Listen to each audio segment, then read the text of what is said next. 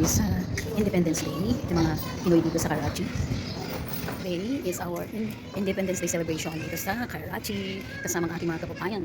At ito nga, on the way na kami papunta ng venue kung saan ay gaganapin ang Independence Day o late celebration ng Independence Day dito sa Karachi City ng aming or with our kababayans o mga kapwa kapilipino dito sa Karachi, Pakistan.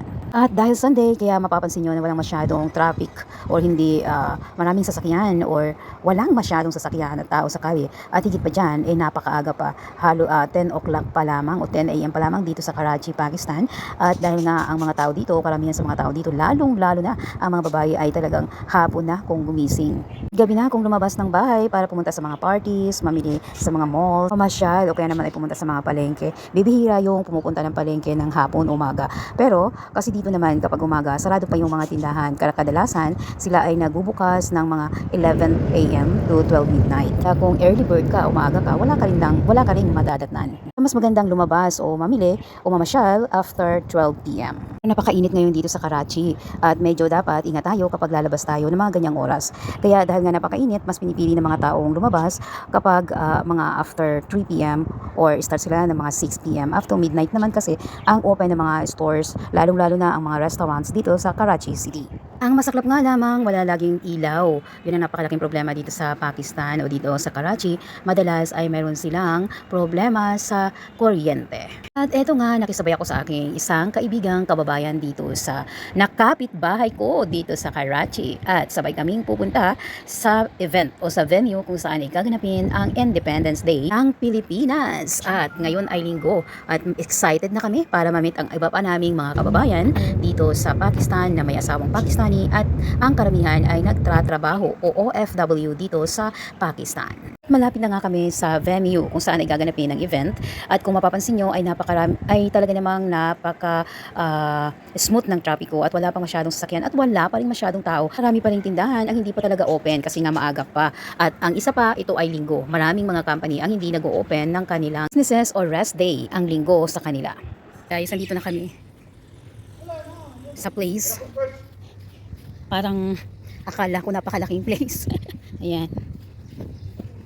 So dito namin isi-celebrate ang aming Independence Day. Sa place na to. Dito na kami. Dito po namin isi-celebrate ang aming Independence Day. Pasok na tayo. So, let's get in. And here, wala pang katao-tao. Hindi pa matao. Pero siguro sa second floor kami. Hi, I'm here. So, andito na kami. Ang aming venue for today's celebration. Let's go in. So, hindi namin alam kung saan ang venue kasi aakyat kami. Come on. Come. There's nobody. Oh, baka nga. So, wala pa talagang tao, grabe. Philippine, 127th. Eto na. Andito na kami. Ay, oh my, ang dilim pa. Wala pang tao. Ba yan? Dilim? Ito, titipid ng kuryente. Siguro wala pa kasing time. Or brown out. No electric. I don't know. What they don't have a generator? Ayan. Wala, kasi po sa Karachi kami, kaya wala po kaming kuryente. Ayan o. Ito ang ebidensya. Sorry. Hi. Ano? City of Lights. Yung lights Walang ilaw. Ayan po. City of Lights po ang Karachi, pero wala po siyang ilaw. Nandito na aking mga kababayan. Pero kukunti pa kami. Ayan. It's very bad experience here.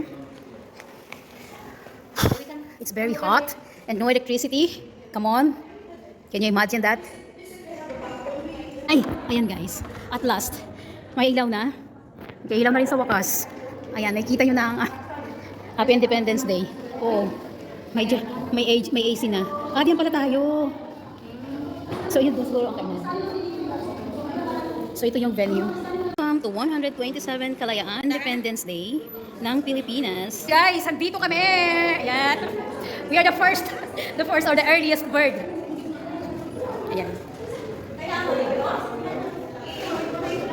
So, ito kanilang auditorium. Dito kami gaganapin ang aming party. Yan ang ating mga kababayan. Nag-ready na yung mga participants. Ayan, ito ang katunayan na, what's the smell? Wala pang aircon ba yan? Mainit. No, there is, but it's still so much smell. Cigarette smell. Nakalagay sa labas, no smoking, but it's very smell. Mga kababayan, dahil sa sobrang init, nag-ready na sila para sa kanilang ang nagagandahan nila ngayon.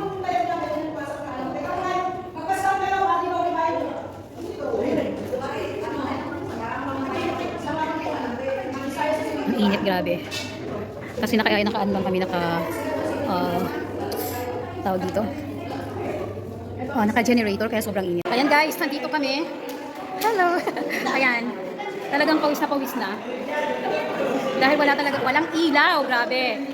Ayan na aking mga kababayan. Kami lahat ay inis na kasi nga wala talagang ilaw. Kanina pa rin kami nagrereklamo, pero wala eh. Walang generator, ewan. Sabi may generator daw, pero hanggang ngayon wala pa rin. So ayan. Talagang, ito ay tiis ganda. Ayan, mga naiinis na kasi nga mga walang kuryente.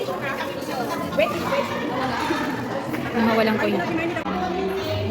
Ayan. Hindi, tanggalin ko naman yan. Jeep pala yan. Huwag nakatulog ako hello! Hello Philippines! O ayan, di ba? O, ang aming Pilipinyana. Video to ha. Gagalaw.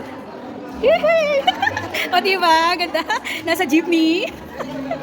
Madilim ang Karachi. Ang aming... O, say hi! Say hi! Ang gaganda. Ayan po, ang magagandang Pilipina. Kayo dyan. Nakakapag-season na ito. Pasok. Ayan. Sobrang init as in. Ayan. Buti pa dito hindi ko mainit. Ayan, ito yung kusina. Grabe, ang init talaga. Ayan guys, nandito kami sa kusina. Napadpad kami sa kusina, grabe. Ito ang katotohanan dito sa Pakistan. Wala pong kuryente.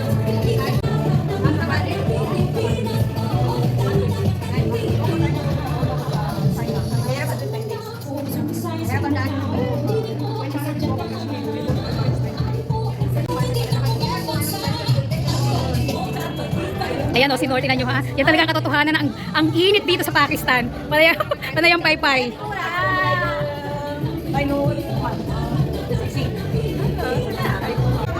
Masaya pa rin kahit walang ilaw.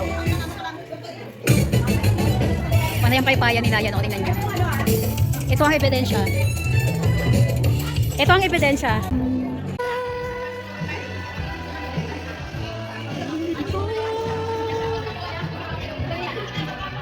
Hirap at dusa.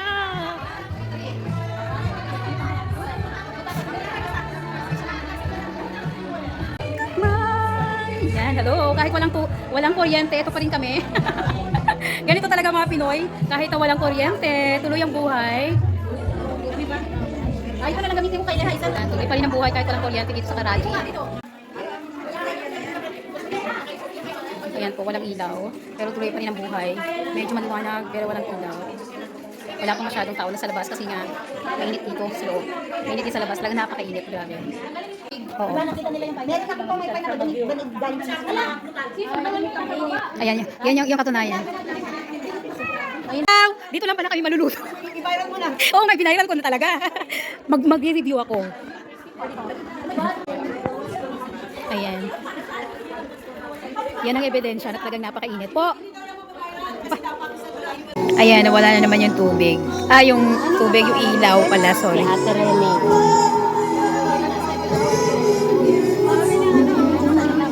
Yan. Ito ang Karachi City.